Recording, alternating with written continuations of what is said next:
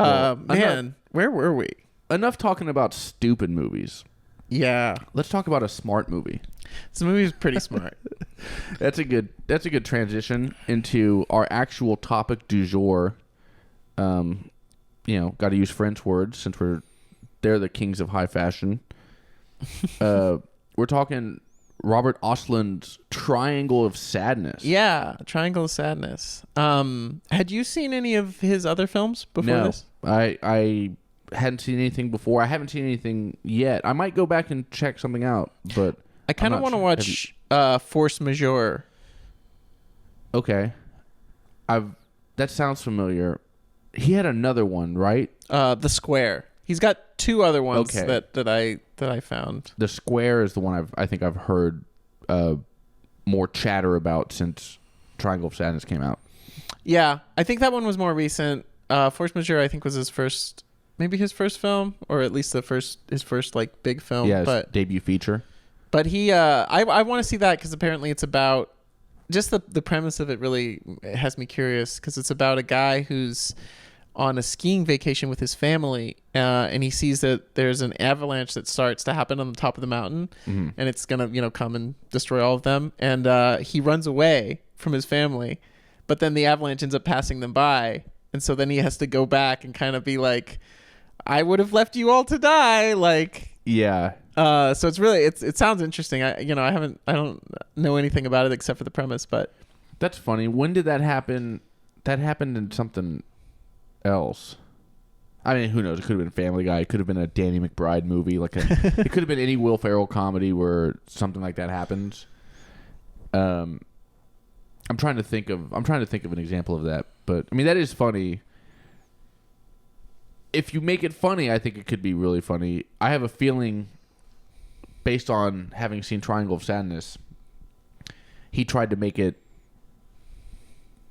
slightly funny and also tried to be poignant and tried to be deep about it. Yeah, I'm starting to get some of your feelings about this film. Yeah, well, we briefly, when we were discussing whether we should watch it or not, or whether you should watch it because I had already seen it. I think I texted you while I was watching it. Yeah, that's what it was. And I don't know. Again, I love doing this show and I love watching movies because I do think about them a lot, and my thoughts tend to change. I'll see something and I'll feel a certain way in the theater as I'm watching it, or in the whatever in the moment, and then if I put any thought of it, I've got a week to where that initial impression can mature or change, and sometimes it changes. A lot. Sometimes it changes a little bit. Yeah. The more you think about something, the more you're gonna think about it. So I don't know if I hate this movie now as much as I did. Would you say you hated it when you first watched it? Maybe not even hated it, but I did. I rolled my eyes a lot. Because it's.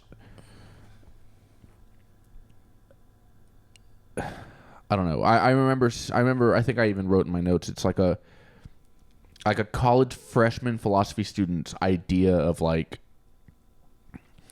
a takedown of the rich class or whatever. I don't know. It just felt very.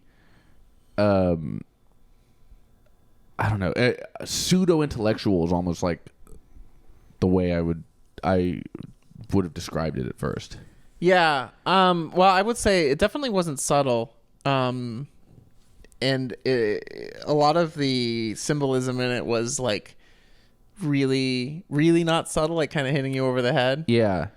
But also combined with isn't this clever? It felt kind of smarmy. Okay. It I don't know.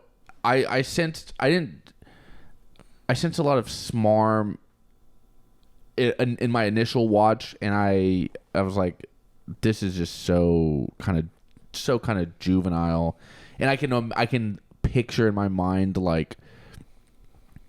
the audience that this is for, just seas of white liberals just like eating it up and just loving it. You know what I mean? Like I don't know. Something about it at the time I liked it less. There's a few moments that we'll get to, and we'll do a little bit of like actually setting up what this movie's about. Yeah. In a second. But there's a few moments I've thought of lately as I've been rethinking this movie that like there's a few moments of humanity that I really like. And it's a few things that I kind of like resonated with. And so I'm softening on it a little bit. Mm-hmm. But I don't know. Well, yeah. I think that I've kind of, I don't know if I've changed my feelings about it, but we can kind of get to. I didn't think it was a perfect film either. I actually had some issues with it, but more like with the like structure of the film. And like, okay. I loved the way he makes films. Like the reason I want to watch his other movies is just I love his cinematography. There's a trick he uses a few times in this where he focuses on a subject that's not either the subject is out of frame or the topic is out of frame. Okay. And he'll switch. Like he'll do a piece of dialogue where it focuses intensely on the person talking. Yeah. And doesn't show the other person's reaction at all, and you kind of just have to fill it in. Oh yeah. Or he'll have a conversation going on in the foreground behind the camera while he's focusing on another subject in the distance. He just does such fun little things like that. Yeah. I thought that was really amazing. That, you know what, that is a good point. That's like that type of stuff is really that is really creative. It is visually very striking. I did really like the way that this movie looked. I didn't notice those two things, but I do love that kind of stuff. But we'll talk about if you've seen the trailer, it's about a luxury cruise. Yeah. People on a and not a cruise, not even like a Holland America or a big corporate cruise. This is just, a 200-foot boat, kind of like a mega yacht. It has quarters and stuff like that. And what's the what do you guess? There's like 1,000 guests on this boat, maybe less. Oh, less. I would say there's one dining room full, so there's there's 100 people, 80 people. Yeah, okay. So there's 100 guests on this boat, which means it's expensive. It's very exclusive, I would imagine. Yeah. And we get to see a little bit of the people in there and where they come from, where their money comes from. Our two main characters, Carl and Yaya, they're both models. Yeah, and the first act sort of just sets them up as the main characters, and it's just all about them, right? Isn't that first part is just all them? Yeah, mostly about Carl. Carl, I think, is is kind of who we're focused on more. We don't get to see as much of Yaya's perspective. And I actually liked that. I liked it more than I thought I would. That first setup. That grabbed me a lot. It did, and it had the moment in the movie that I thought was like the most human. But anyway, Carl and Yaya are both models. Carl is a mildly successful male model. Yaya is a wildly successful female model. Yeah. So she is head and shoulders above him. She's doing the catwalk at Paris Fashion Week, and she's like the final one, and everybody's like, she's the main attraction of this thing. He's a dude that he got a underwear ad 6 months ago. Yeah, he just transitioned into modeling from being like a car mechanic, I think, and so he's like kind of new to modeling. Well, what I had gotten from it was that he was actually on the downfall. He had a big account. So the audition we see him doing at the beginning of the movie, they're like, "Oh, you're the one that did that something account. You did the whatever campaign 6 months ago, right?" He's like, "Yeah, that was me." They're like, "Okay, cool." And then they make him do his monkey dance. They make him do the walk. They make him do a look, all kinds of stuff. And then he walks away, and they all look at each other like, oh fuck, Yeah. what the hell? So you think he's kind of like a falling star at this point. Right. His star is on the descent, whereas hers is on the rise. And then right off the bat, my favorite scene in the movie, and again, the scene that I resonated with the most viscerally, honestly, the scene that almost single-handedly is like softening my take on this, because it's the most human part, is them at the restaurant. Oh, I love that restaurant scene. Yeah. Them at the restaurant, he's having an argument about who's paying. Yeah. And he has to gently remind her that you said you would pay for this one because I paid for the last several. Yeah. I paid for the last a bunch, and then you said you would get this one. And she's like, and then, of course, any person who's ever been in a relationship, and I'm not gonna say which party does it, but we're gonna just assume we all do it equally.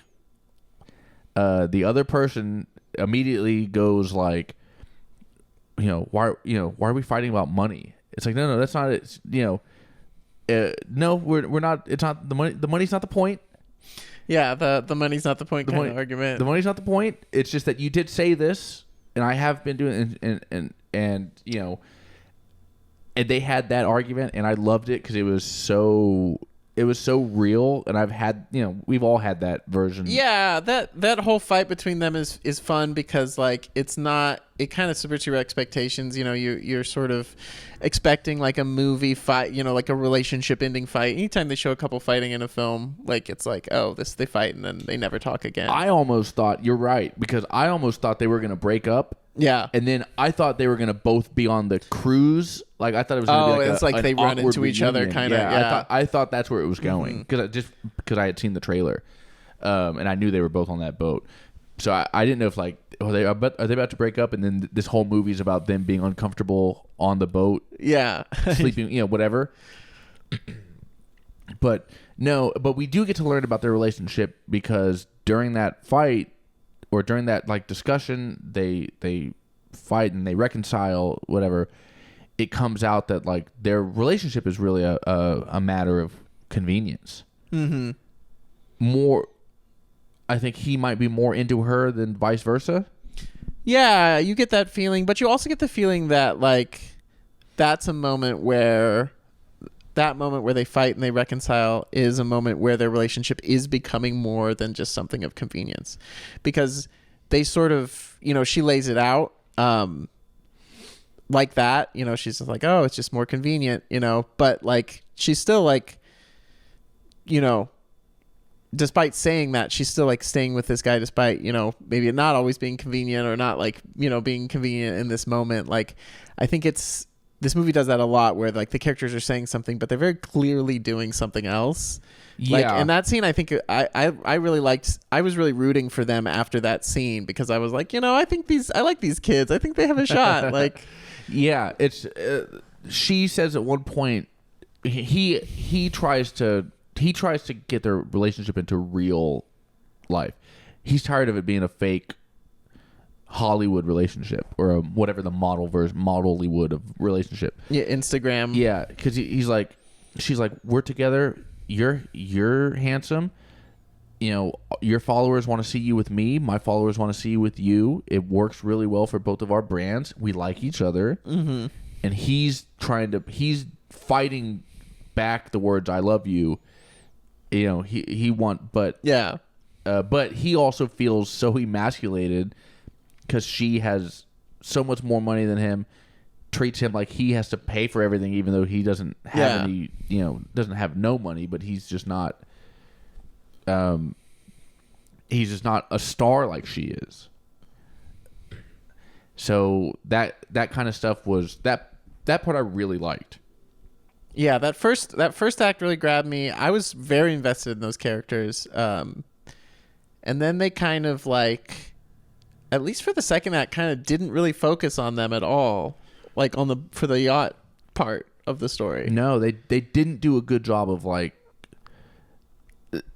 I thought we were on a trajectory towards seeing a real relationship, and seeing these two shallow people with the superficial thing kind of come together and almost become like combined a real human being. And then it does the opposite, frankly.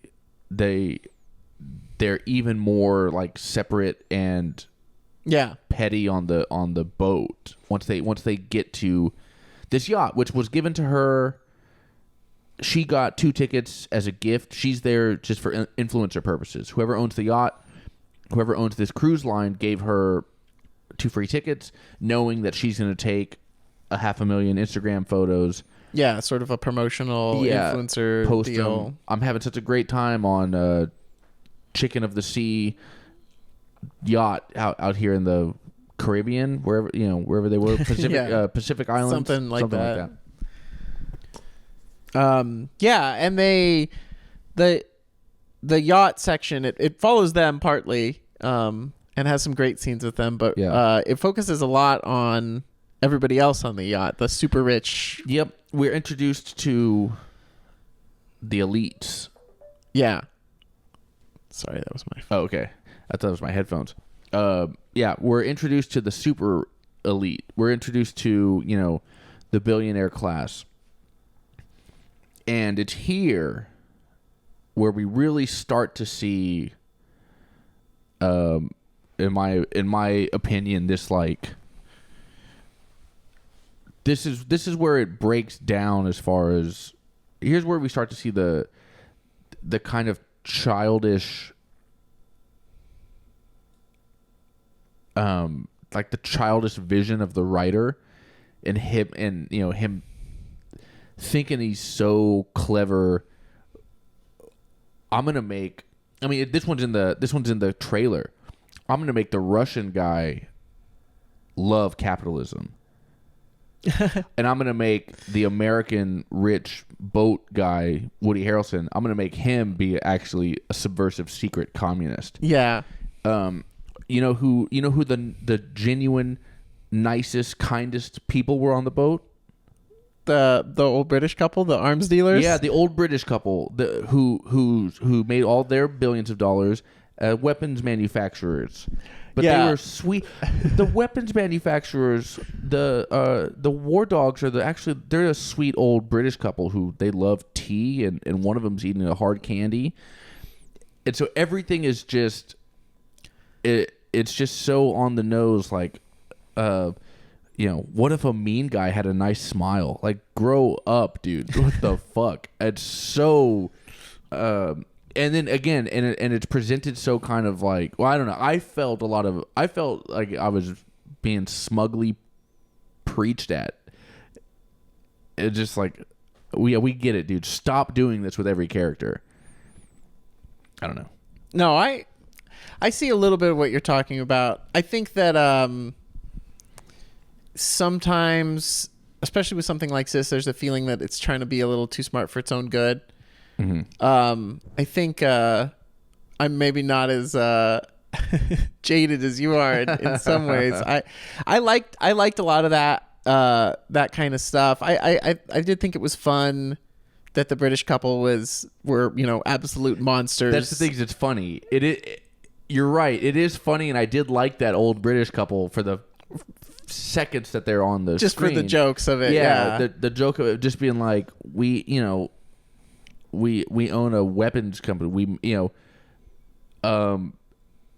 Even funny to the point, getting to the joke of when they get spoilers, whatever. This is at the end of the yacht section of the film. At the end of our second act, when they get killed by the pirates show up, they launch a grenade onto the boat, in addition to a bunch of other attacks, but a grenade lands by these people's feet, and he's like, I think that's one of ours, and then it blows up and kills them. It blows them up. Oh, their own machines of death cause their own downfall.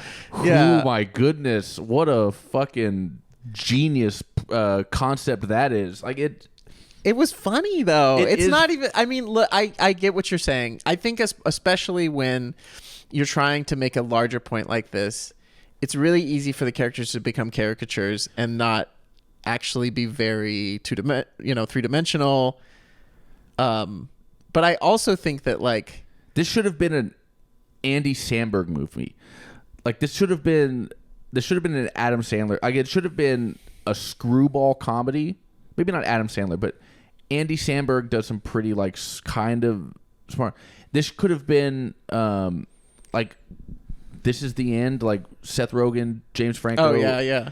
This could have been that cast of that group, Hot Tub Time Machine kind of group. It could have been them, and then they could have done all these like screwball versions of these jokes, and it would have been way funnier. And then also the same thing, you could be like, I mean, that joke might have actually happened in Tropic Thunder, where it was like somebody dies going like, wait, this is a real bomb, or this is one of ours. Yeah, he steps on a landmine. Yeah, this is they're in the movie, and then he's like, wait, this is a real landmine, and it blows up. That exact same kind of thing. This is one of ours. I don't know. It stops. It's like mildly funny, almost like the difference between like a comedian and a humorist. Mm-hmm. This is like this is what Brian Griffin wrote this movie. The Family Guy dog wrote this movie. Interesting. Yeah. I see what you're saying. I definitely think for me at least, not all of the jokes landed. But I do think that like the ones that landed for me, especially in that yacht part, like really landed for me. And I think that like just the stuff that they were willing to do, like let's show these super rich people rolling around in their own shit. Yeah, and like I mean, that exactly. The screwball stuff is funny. Yeah, it is fun. It could have been so much funnier. But yeah, you're right. The vomit, because it's rough seas. Yeah, they're all having like the world's nicest dinner, and everyone just starts throwing up during it. It's great. Yeah, that's all. But again, that's because that's also it was very funny. But that was a moment. That was another moment of rich people getting their comeuppance because one of the rich people said, "I want the entire crew to go swimming." So all the crew had to like abandon their posts. Oh yeah. So that's why everybody got sick, is because the chefs left the shellfish out for too long. So that's what got everybody sick. That combined with just particularly the rough seas. Rough seas, yeah. Everybody got sick because they had to leave. They had already taken all the clams out, and they're coming to room temperature, and then they had to leave and go swimming. And so it was out for too long, and that's why everybody got sick that night. And so, again, as a funny joke, it would have just been funny. But the fact that Brian Griffin is trying to put these like smart, takedowns all the way through it, it just at some point it just got too obvious, I thought. No, the diarrhea everywhere coming out of the toilets was hysterically funny. That part was great. I think one of the things too, at least for me, and this might be one of the reasons maybe some of the humor didn't land for me or wasn't as good as some of the others, is because sometimes I think with like especially a foreign film, a foreign writer or director, there is like a little bit of stuff lost in translation, where like when you're writing, you can't if you're writing in like for an international audience or whatever, you have to make the jokes more broad because there are like specific cultural things that you can't, or like cultural touchstones that you can't reference, that like you have to have like sort of a more universal comedy. Yeah, which is why the visual comedy for me works so much better than some of the like jokes, just because like you're saying, the screwball comedy stuff is it is good, and it's like a lot stronger than some of the other parts of this film. My big problem with Triangle of Sadness was that they separated it into 3 parts, and the first 2 parts really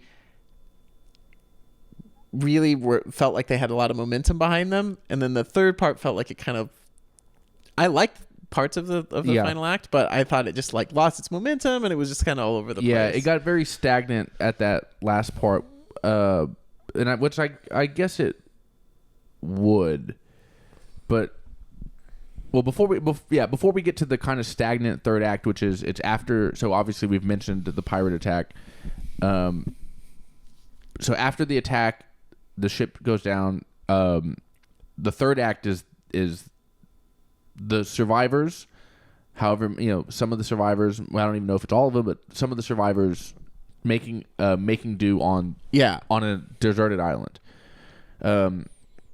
But before we get to that, and then of course they're just existing on this deserted island. So there's a huge loss of momentum there because there's nowhere for them to go really. Yeah. And the other problem is that the reason that it doesn't work is, or the reason that I feel the same way you felt about that third act being kind of stagnant, that if this was a movie about characters, if this was a movie about people, you can see character momentum. You can see character growth or devolution or whatever. Growth is the opposite of growth. Lack of development in a scenario like that. Mm-hmm. But every character has been a caricature this entire time. So now we have all these empty vessels on an island together, and then it's just like. And then it's just those competing ideologies. Yeah. And that's the really part that's the most preachy part of it of all. Is the rich businessman. Now you're on an island. Without your Visa card and without it. Yeah. Now guess who's worthless? Yeah. All this kind of stuff. And I'm not even saying that stuff's necessarily true or untrue, but the fact is that none of these are people. So the writer and director, Brian Griffin, the dog, he gets to take these paper puppets and just maneuver them through shallow scenarios and have the one he wants come out on top. Yeah. I mean the the stuff I thought that was strong about the third act was I really liked the plot. Basically, the main character guy becoming a prostitute. Yeah, like selling his body for food. Yeah. That cracked me up. I thought that was so. It was funny. And there are funny moments. But it was paced a little weird, and I think you are right. Like, there's a little bit less emotional connection with the characters in this movie. Like, especially by the end of the yacht act, you're just like, I don't give a shit about any of these people. Like, and so you're not really invested in their survival as much, and also you're not really sure how long they're there. They kind of like just are there. Right. It felt a little like, well, somebody would have come out here by now. Yeah, we don't get a real sense of time. Yeah. I don't know if they ever say or state how much time has passed. No, I don't think so. In that third act when they're living on the island. And yeah, again, we see. So I don't remember her name. Let's see if the woman who the girlfriend. No, the woman who becomes. The woman who runs everything. What's her name? Abigail. Oh yeah, Abigail. Yeah, Abigail is she was a worker on the boat. She was like a cleaning lady. Yeah, the toilet cleaning lady. Yeah, she was a cleaning lady, one of the custodial staff, and then, but she has all these skills. She knows how to fish or catch fish with her hands, do all this kind of stuff. Mm-hmm. What am I trying to say? And so she becomes the lowest, the person who was the lowest strata of society is now vaunted to this position of power, which is actually there was a 1908 book that did this exact same thing. I'm trying to think of where that note is. Oh, really?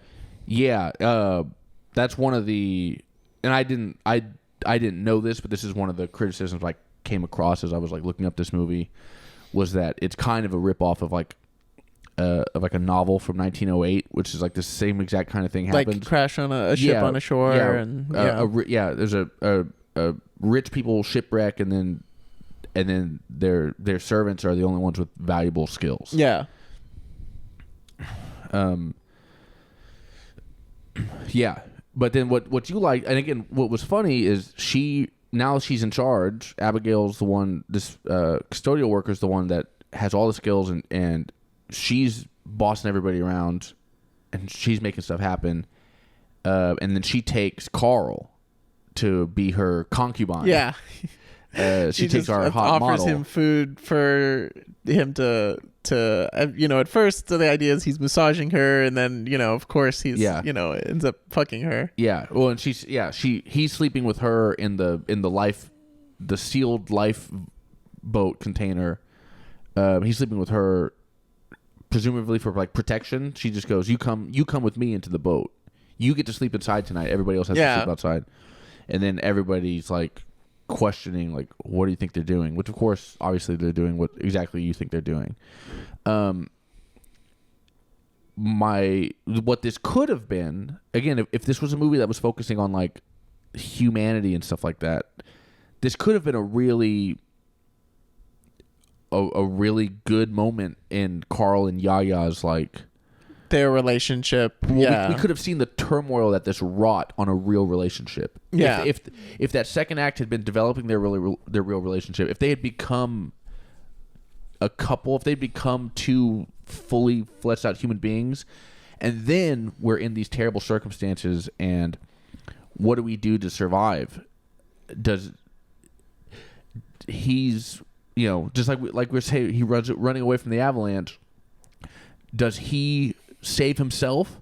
Yeah. By sleeping with their warlord and abandoning her?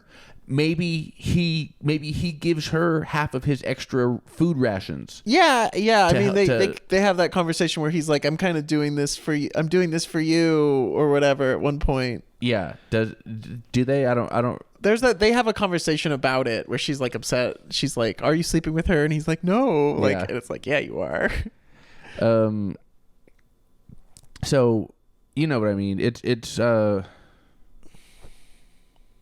well, again, but because I didn't think that any of the characters were that real, that's why I feel like we're that's the kind of thing I didn't like. Overall, off the top of my head, I can think of 3 like really human moments that I really liked. Yeah. One I already talked about was Carl and Yaya fighting over the check. Mm-hmm. But not fighting over the check. Just that relationship. That relationship fight. That little slice of life piece. Yeah, that was great. The other one that really, really made me laugh was back on the ship in the second act. There's a man on this trip by himself. Yeah. Single guy, and he's just, what is he, a widower? His wife is dead. I think, or he's divorced. He's divorced or something. Yeah, recently divorced. He's just trying to treat himself to a good time. He just sold his company, so he's got like a ton of money. That's right. He sold his company. He asks Yaya and then the Russian guy's girlfriend. Mistress. Yeah. He asks 2 hot women to like, can you take a photo of me just holding a glass of champagne on with the balcony behind me, like water.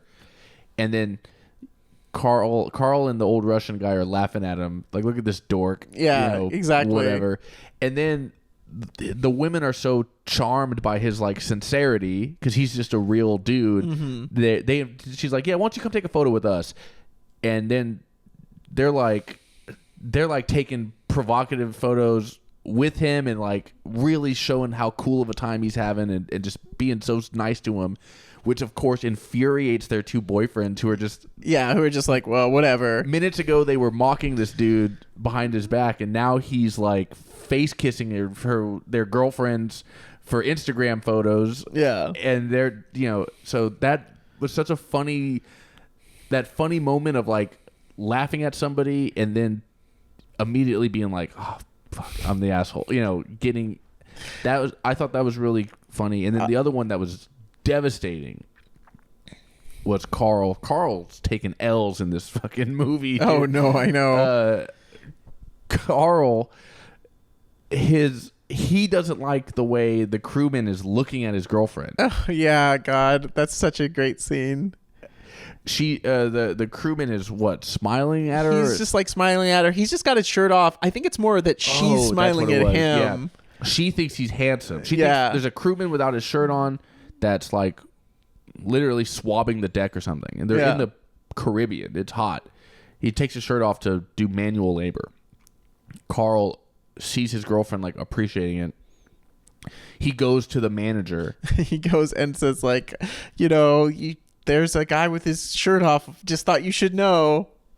Like, there's a crewman up there with his shirt off. Very unprofessional. Yeah. It's like, is that part of your policy to allow them to do that? And he's like, no, it's absolutely. It's okay. I don't want to make a big thing of it, but.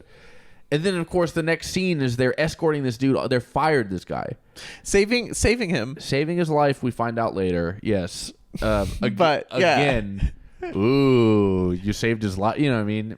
But yeah. Firing him, and then Carl having to wrestle with, or Carl at least watching this happen. If we knew Carl better, I don't know. What do you think Carl was thinking as he's watching this guy get fired? I mean, it's funny because like he's got his character in this film is really one of like, I'm a man, like. This stuff doesn't bother me, or this, or this stuff shouldn't bother me. In the very beginning, he's kind of, he's talking about the money and like how he feels like it's dishonest, and then later, of course, he kind of shows himself to be pretty petty and shallow as well. But he does have some good redeeming moments, like especially with her. I think he's just, especially in that scene, just like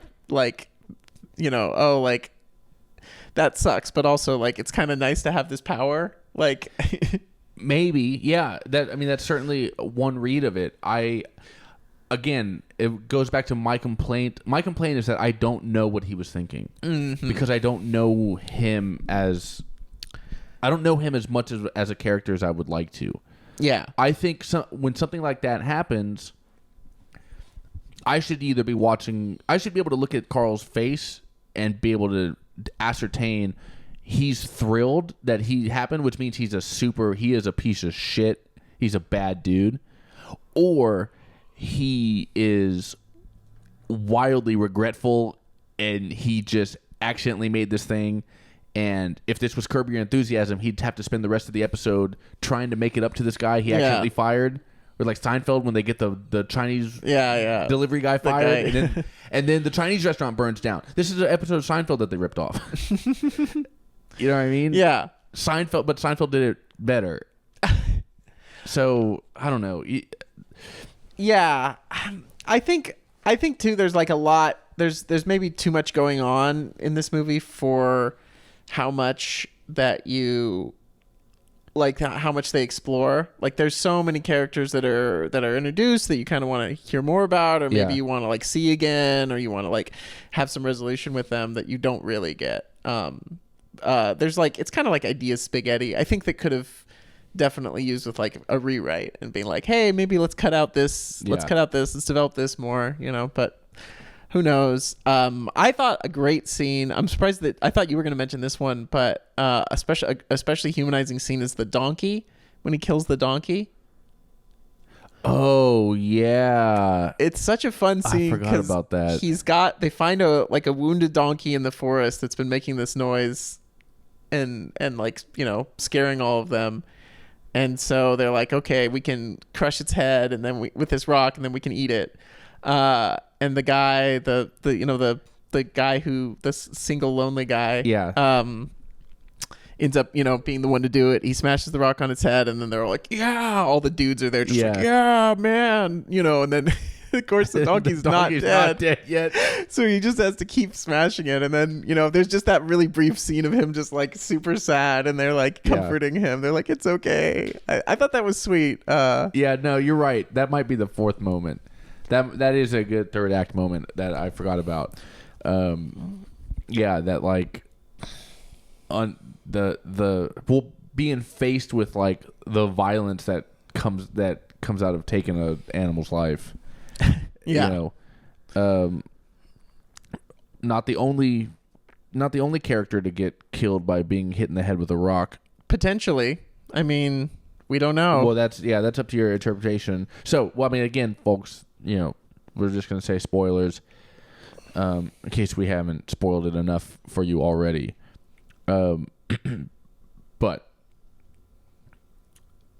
we have, you know, plenty of questions about, you know, what would somebody do in this situation? Questions of like class status and kind of stuff. So we give Abigail, our custodian, a little bit of power, and then just like everybody else exposed to power, she goes power hungry. She goes a little power hungry, yeah. And her and Yaya, who have a weird friendship. Yaya looks up to her or something like that. Yeah, she kind of does. Even though she's sleeping with her boyfriend. Yeah. Yaya's... And they both know, but they're both sort of trying to... But Yaya's also trying to do a women versus men kind of thing. Yeah. They're walking around, and they discover that this is not a deserted island. That it's actually a resort island. Like they're right next to a resort. They've been there the whole time. Yeah, they've been very close. They've been within walking distance of an elevator. Yeah. And a bunch of lounge chairs and umbrellas. Yeah. Which is, you know, not unexpected. Actually, the funny revelation of that was the woman with like locked-in syndrome. The woman who was like a seizure victim. She'd had a stroke. Yeah, stroke. Yeah, she was a stroke victim. Who they explained that she has locked-in syndrome, which is you can only say certain things. Yeah. So she can only say she speaks German. She can only say the German word 9, or she can say the German word something else. I think she can still think in the clouds. She can say 9 and German for in the clouds. Okay. Yeah, so she can only say a couple of things, but she can still think and kind of like... Yeah, she can understand everything. Yeah, she's not super mobile, but she can like feed herself and whatever, you know. Yeah, she needs to be in a wheelchair, right? Yeah. She was wheelchair bound, but it... anyway, she's sitting, you know... Oh, when the guy comes up trying to sell her stuff and she just like can't communicate with him? Yeah, one of the resort workers comes by with a box of roses and you know, chocolates or whatever, is like trying to sell roses to beachgoers. Yeah. And all she can say is 9, and then this guy just keeps on walking because he thinks he's an understood customer, and she has no way to say like that's a great scene. I'm stuck here. I'm so surprised to see you. Yeah. Oh, and it's cool to see, like, I don't know, it's fun to see a role or like a character that is like disabled in that way in a film. You don't see that very often. Yeah, that's a good point. I guess I've never, I guess it's a pretty infrequent. I mean, I looked up like the whole thing afterwards. Yeah. Yeah, because I was curious about it. So it was interesting. Does that actor have that? I don't think so. Or they're just no, acting? Okay. I think it was just, you know what? A little bit of sad trivia. Yaya died right after, like, right when the movie was coming out. Yeah. Around that time. What was her name? Charlie. I just looked that up. Yeah, because she had her spleen removed years ago as part of like a infection of a surgery, and then let me pull that up. That sucks. Yeah, and then something happened. Oh, she had a car accident, and then died of like a lung infection or something like that. Died of infections, but it's complications from already missing a spleen. So when her other spleen was like lacerated or whatever. But yeah, Charlby Dean. So R.I.P. Charlby Dean. She did a good. I mean, she's a good actress, and she did a good job in this film. She's super beautiful. For sure. Yeah, I think she's South African. Was she? Oh, I don't know. I think so. Yeah, I didn't look that up, but she was. You know, again, as much as I'm saying these like characters are shallow, she doesn't. You know, they do good jobs of like being. I thought it was well acted throughout. Oh yeah, I thought it was well acted. Yeah, just poor characterization. Maybe I don't know. Yeah, I get the point he's trying to go for. The problem is we all get the point. We all got it very early. I would have liked it a lot more if he had gone for a lot more depth of character than again just then having his marionettes act out his like revenge fantasies on society. You know what I mean? That's what I feel like this movie was kind of doing. Yeah, I mean, and like especially for like, you know, I 100% agree with the message. I think obviously eat the rich. Well, I don't know. I mean, you give the poor a little bit of power, they're going to become psycho. That's true. That's sort of. It was a little too sympathetic, I feel like, to the super wealthy in some ways, because it was like a little too, like you're saying, like the sweet British couple, and then like when poor people get power, they also suck. I thought they could have gone a little harder that way. Well, I like the I like the message of that, like I like the, you know, if the message is ever going to be just humanity is inherently evil and we're all very selfish, not for ourselves, and bad for each other. Yeah, I'm fine with that message all day. Which that makes sense. Again, turning Abigail into like a power hungry, again, a warlord that's like, yeah, that's, you know, evilly running this group of people. I'm totally on board with that. Yeah, I mean, I'm not necessarily wasn't on board with that development, but I definitely think that it's kind of like what you were saying before about it being like, that's kind of the easiest. Like, it's so easy to be like from the very bottom to the very top. Like, yeah, and power goes to your head. Yeah, yeah. Like, it's a little bit of like a cliche, I guess. Well, and then at the very end we have another reversal, because Yaya goes from being, again, now she's suddenly at the bottom where her beauty is not capital anymore, until she finds out she's at a resort, and then she's immediately like I'm back in the real world where I'm back somewhere where I have status again. Yeah, and she immediately is like trying to be her version of genuinely sweet to Abigail. Yeah, it's like, once we go back to the real world and you're back in your position, he's like, I can offer you something, like you can work for me or whatever. Yeah, wouldn't that be great? And then Abigail, seeing her loss of her newfound status, I believe murders Yaya. Well, at the very least, seriously contemplates murdering Yaya. I think she does. Well, and of course that's up to, we don't see it. The last scene is Carl running through the forest, maybe realizing what's about to happen. Yeah, or he heard something. Or he heard something. Or Abigail came back and said Yaya died. Yeah, I don't know. We don't know if she dragged Yaya's body away from the elevator. Yeah, because certainly Carl would see that.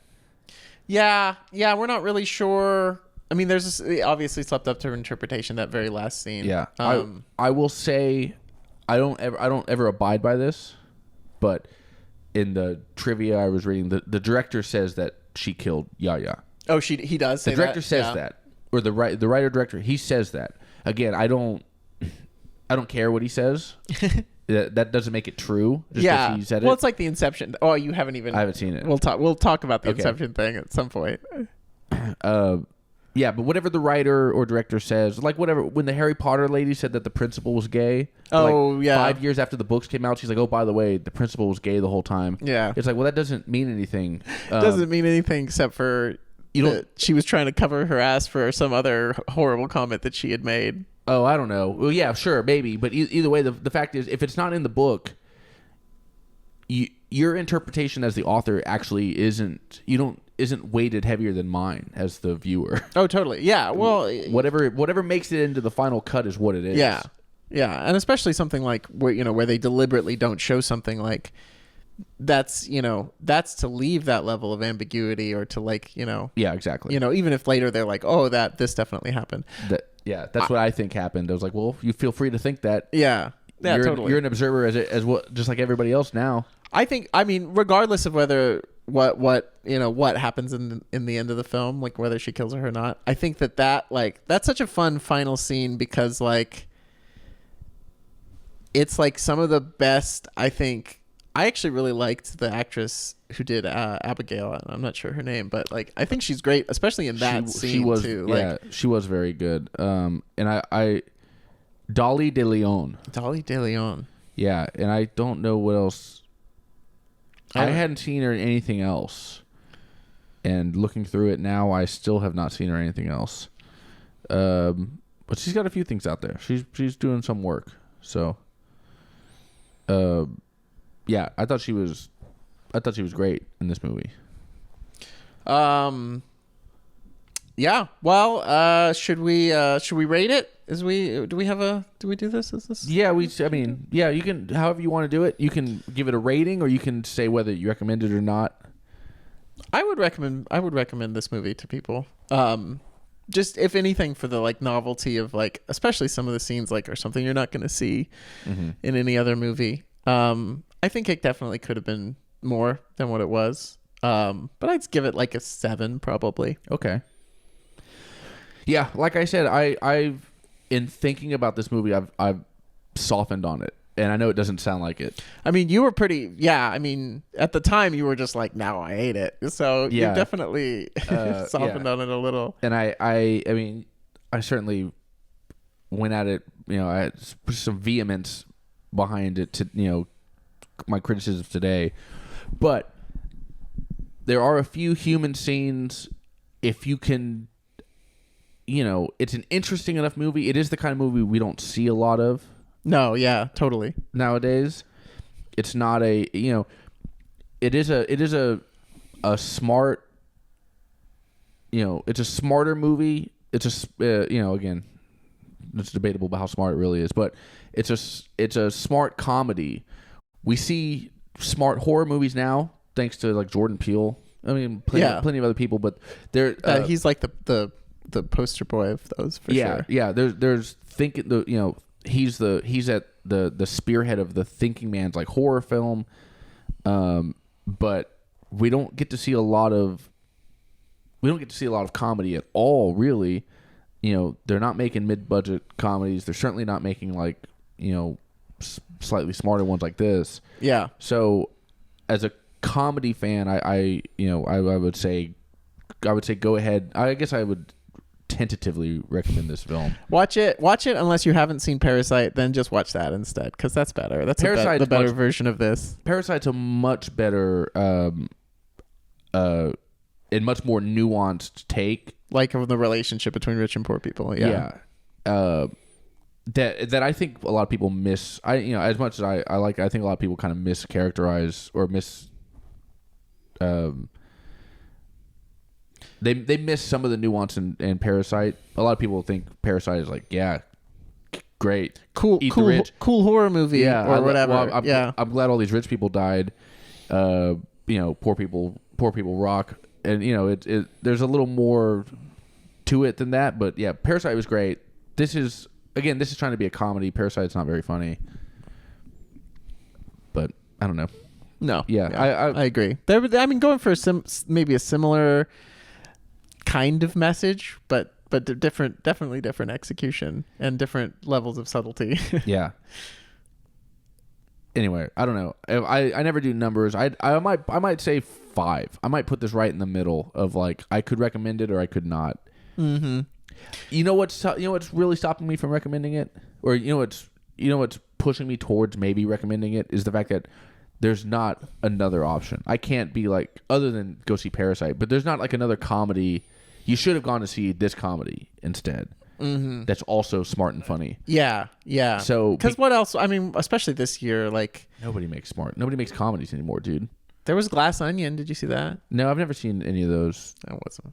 Yeah, that or the Knives Out. Are those supposed to be comedies? They're comedies. Yeah, I mean, they were comedies more than anything else. They're kind of funny. Okay, Glass Onion was kind of funny. I thought they were like straight up just mysteries. It had a big fuck the rich vibe, but was also not very subtle.